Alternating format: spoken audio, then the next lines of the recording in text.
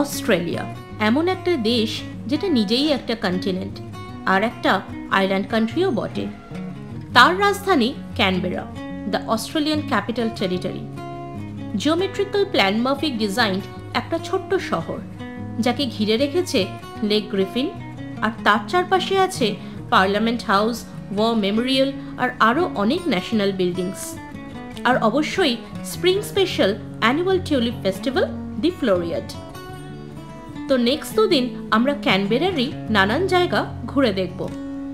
আর সব থেকে মজার ব্যাপার হলো অস্ট্রেলিয়ার পার্লামেন্ট হাউসের অভিজ্ঞতা নিতে হলে অবশ্যই সাথে থাকো। আর তোমরা যারা এখনো আমার চ্যানেলটাকে সাবস্ক্রাইব করোনি, please do subscribe the channel as well. So let's start the blog.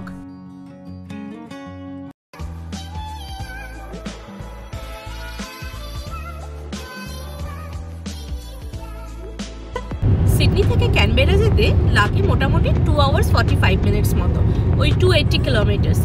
But last কদিন আমরা এত ট্রাভেল করেছি, এত ড্রাইভ করেছি যে এইটুকু ডিস্টেন্স এখন আমাদের মনে হচ্ছে কিছুই না।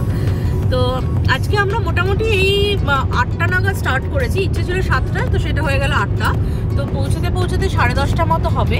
তো আজকে আবার সিডনির ওয়েদার খুব ভালো, মানে সকাল থেকে খুব সুন্দর একটা bright sunny day. But unfortunately ক্যানবেরার ওয়েদার খুব একটা ভালো নয়, কারণ ক্যানবেরাতে কালকে সারাদিন প্রচণ্ড বৃষ্টি হয়েছে। আর আজকে মিনিমাম টেম্পারেচার ওখানে 0 ডিগ্রি, কালকে -1, সকালে -2 ছিল। তো প্রচণ্ড রকম ঠান্ডা হবে ওখানে। মানে লাস্ট কদিন আমরা এত গরমে ঘুরেছি, মানে ট্যান্ড হয়ে গেছি পুরো। 33 ডিগ্রি ছিল ম্যাক্সিমাম টেম্পারেচার। সেখান থেকে আমরা সিডনিতে এসেছি মোটামুটি 14-15 ডিগ্রিজ, আর এখন ক্যানবেরাতে যাচ্ছি 0 ডিগ্রি 1 ডিগ্রির মতো। তো মানে প্রচণ্ড এই কদিনে টেম্পারেচার ডিফারেন্স আমরা দেখতে পাচ্ছি।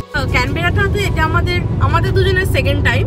তো এবারে ইচ্ছা আছে আমরা 1 নাইট স্টে করে একটু ভালো করে একটু লেজিলি ঘুরবো। তো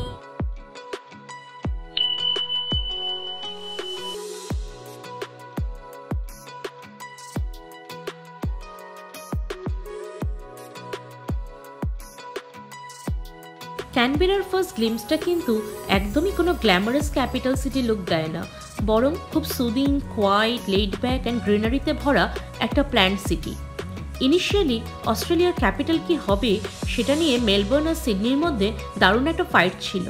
পরে ইন বিটুইন একটা সিটি ক্যানবেরাকে বানানো হয় the Australian capital territory. Architect couple Burley Griffin modern geometrical design মাথায় রেখে এই ক্যানবেরা সিটিটাকে প্ল্যান করেন, অ্যান্ড তাদের অনারেই এই বিশাল manmade lake Burley Griffin has been named. এটা হলো the parliament house of Australia. তো এইখানটা দাঁড়ালে পুরো 360 ভিউ অফ ক্যানবেরা সিটি কিন্তু দেখা যায়। মানে আমার পেছনে হচ্ছে নিউ পার্লামেন্ট হাউস, ঠিক অপোজিটে হচ্ছে দ্য ওল্ড পার্লামেন্ট হাউস, এবং তার পেছনে দি ওয়ার মেমোরিয়াল। তো আমরা এখন দাঁড়িয়ে আছি একদম পার্লামেন্ট হাউসের এন্ট্রান্সে। আর পার্লামেন্ট হাউসের ওপরেই রয়েছে the national emblem of Australia, যেটা সিগনিফাইজ একটা শিল্ড যার মধ্যে 6খানা state guarded by kangaroo and emu, the national bird and animal of Australia. আর পুরো সিম্বলটা নিচে লেখা আছে অস্ট্রেলিয়া। তো আর ওপরে হচ্ছে the flag is flying high.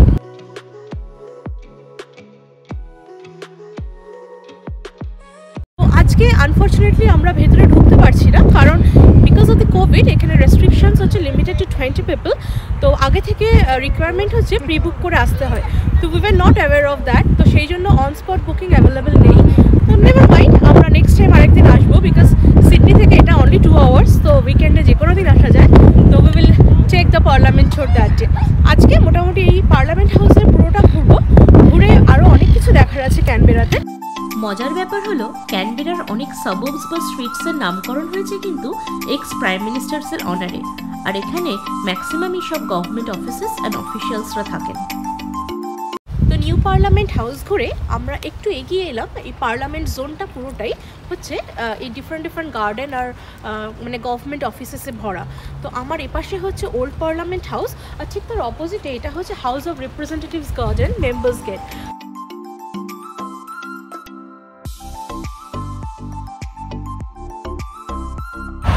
আমার পেছনে যেটা এই হোয়াইট বিল্ডিংটা, এটা হচ্ছে ওল্ড পার্লামেন্ট হাউস।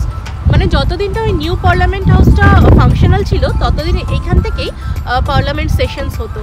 এখানে আমরা এর আগে কিন্তু আসিনি, মানে আমরা যতবার ক্যানবেরা ট্রিপ করেছি আমরা নিউ পার্লামেন্ট হাউস ঘুরে চলে গেছি, বাট এটাও কিন্তু এত সুন্দর লাগছে আজকে এই মুহূর্তে, এত সুন্দর ব্রাইট স্কাই, তার সাথে হোয়াইট বিল্ডিংটা যেন একদম পারফেক্টলি রিফ্লেক্ট করছে। তো এটাও দেখাচ্ছে যে welcome to general public right now. সত্যি ইন্ডিয়ার থাকতে তো ভাবতে পারিনি যে পার্লামেন্ট হাউসের ভেতরে ঢুকে ভিজিট করতে পারবো, এখানে এসে সেই সুযোগটা অ্যাটলিস্ট পেয়েছি। একটা সময় এই ওল্ড পার্লামেন্ট হাউসটাই ফাংশনাল ছিল, পরে অবশ্য নিউ পার্লামেন্ট হাউস হবার পর এটা এখন পুরোটাই মিউজিয়াম। ছোট থেকে শুধু পড়েছি about this house of representatives, but thanks to Australian government that they actually allow people to come and experience how a parliament looks like. In fact, both this new and old parliaments are open to visitors. So আমাদের কাছে এই এক্সপেরিয়েন্সটা কিন্তু এক কথায় অবর্ণনীয় ছিল। এখানে এসে এই পার্টিকুলার সিটে বসে নিজেকে যেন one of the member of পার্লামেন্টই মনে হচ্ছে। এখানে হচ্ছে স্পিকারের chair. Let's now enter the main attraction, the Prime Minister's room. এই পার্টিকুলার চেয়ারটায় বসেই অস্ট্রেলিয়ার 23rd prime minister mister Bob Hawke 1983 থেকে 1991 অবধি গভর্ন করেছিলেন।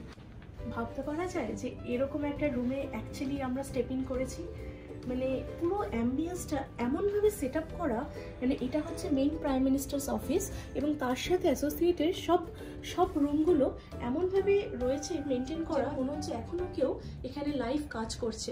মানে টাইপরাইটারের আওয়াজ, জলের আওয়াজ, প্রত্যেকটা চেয়ারে কোট রাখা, মানে এত পারফেক্ট মানে অ্যাম্বিয়েন্সটা সেট করে রাখা।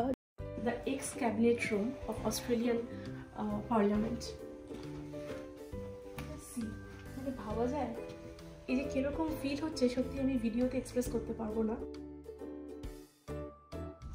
এই প্যাসেজটা দিয়েই একটা সময় অপোজিশন লিডার্স আর মেইন পার্টি লিডার্সরা হেঁটে যেত, আর এটা হচ্ছে জেনারেল পাবলিককে একটা ফিল দেওয়ার জন্য যে স্পিকার চেয়ারে বসলে কেমন হয় এই চেয়ারটা রাখা। So why not take that feel. এটা আমার জন্য অনেকটাই উঁচু, দিস ফিলস অ্যামেজিং। সো এটা ছিল তখনকার প্রেস গ্যালারি, মানে যত প্রেস বুলেটিনের নিউজ দেওয়া, টাইপ করা সব কিছু এখানে। আর তখনকার দিনের ফিলটা দেওয়ার জন্য এখানে একটা টাইপরাইটার রাখা আছে যেখানে বসে একটা সিগনেচার ইয়োরস ফেইথফুলিটা লেখা যায়। So will try that.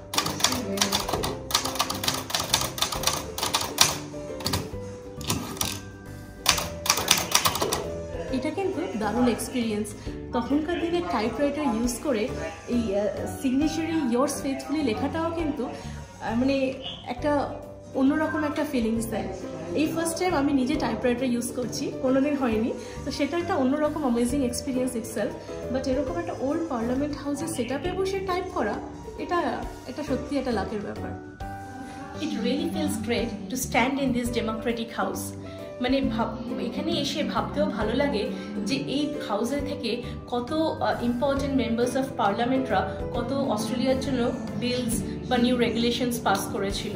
তো এখন এটা যদিও মিউজিয়াম হিসেবে পাবলিকের জন্য ওপেন, বাট এখানে আসলে কেউ বুঝতে পারবে না যে এখানে অ্যাক্টিভ হাউস বসে না। তো এটা কিন্তু আমাদের জন্য দারুণ একটা এক্সাম্পল ছিল। মানে নিউ পার্লামেন্ট একদম অন্য লুক, ওখানেও এরকমই সব হাউসেস রয়েছে, বাট ওল্ড পার্লামেন্ট হাউসটা এবারে আমাদের ট্রিপের একটা নিউ অ্যাডিশন ছিল।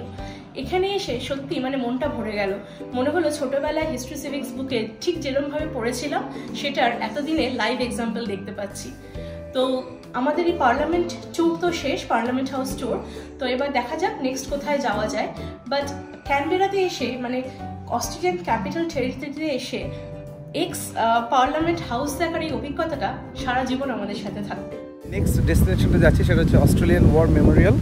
তো ওখানে অনলাইন টিকিট বুক করতে হচ্ছে, even though it's a free entry, but because of the Covid সবাইকে ওরা এনকারেজ করছে অনলাইনে বুক করতে। তো ওটা আমরা বুক করেছি, ওটার জন্য আমাদের কাছে এখনও অলমোস্ট 1 আওয়ার মতো আছে।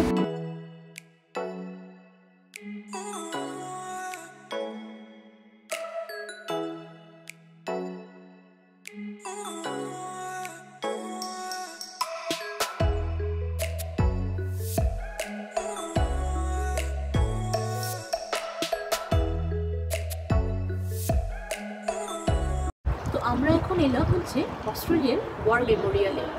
এটা তৈরি হয়েছিল ওয়ার্ল্ড ওয়ার 2 এর সময় এবং এই পুরো মেমোরিয়ালটা dedicated to the soldiers who took part in world war 2 এবং যারা মারা গেছিলেন ওই সময়। আর এই পুরো বিল্ডিংটার চারিপাশ জুড়ে ওয়ার্ল্ড ওয়ার 2তে যে যে দেশ পার্টিসিপেট করেছিল সে সবার নাম লেখা, মানে Indian ocean, Northern France, Palestine, Europe, এরকম করে পুরোটা। আর এই পুরো বিল্ডিংয়ের এই যে 360 ডিগ্রি দেখছো, এই পুরোটাতে দেওয়ালে তাদের নাম স্ক্রিবল করা, যেসব সোলজার্সরা কোনো না কোনোভাবে এই যুদ্ধের সাথে জড়িত ছিলেন বা মারা গেছিলেন। তো এই পুরো মেমোরিয়ালটা কিন্তু পুরো দেওয়াল জুড়ে হচ্ছে গ্লাস পেন্টিং সোলজার্সে, আর একটা এরকম মানে শান্তির একটা স্তূপ মতো করা, তো যেখানে গিয়ে সবাই সেসব সোলজার্সের প্রতি থ্যাঙ্কফুলনেস জানায়। আর এই মেমোরিয়াল থেকে একদম অপোজিটে সোজাসুজি হচ্ছে অস্ট্রেলিয়ান পার্লামেন্ট হাউস। তো আমরা বাইরে থেকে গিয়ে দেখাচ্ছি যে এই সিটিটা এমনভাবেই প্ল্যান করা যে পুরো সেন্টার থেকে যতগুলো মেইন বিল্ডিংস আছে সব দেখতে পাবে। তো আর কি, আমাদের মেমোরিয়াল ভিজিট তো হয়ে গেল, তো এবার let's hit to the next place.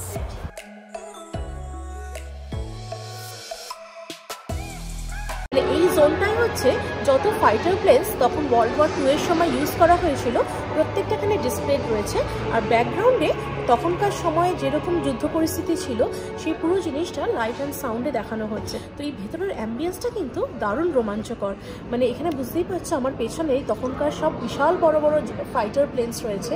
তো তখন অস্ট্রেলিয়ার সাথে জার্মানির যে যুদ্ধটা হয়েছিল তো সেইগুলোই এখানে পুরো ডিটেলস বর্ণনা দেওয়া রয়েছে। তার সাথে এই মডেল করা সব তখনকার দিনের ফাইটার প্লেনস, ডিফারেন্ট ইনস্ট্রুমেন্টস, কামান, তো পুরো একটা সেই যুদ্ধের এনভায়রনমেন্ট এখানে কিন্তু।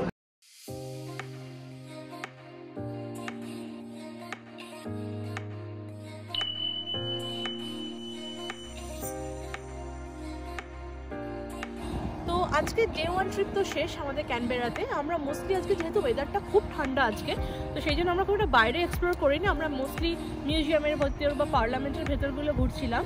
কালকে ইচ্ছা আছে সকালবেলা ফ্লোরিয়া ট্রেল যেখানে কয়েকটা আছে সেগুলো ঘুরবো, আর বাকি কয়েকটা পয়েন্ট। তো আর কি, আজকে ডে 1 ট্রিপ এখানেই শেষ। কালকে দেখা হচ্ছে আবার সকালবেলা।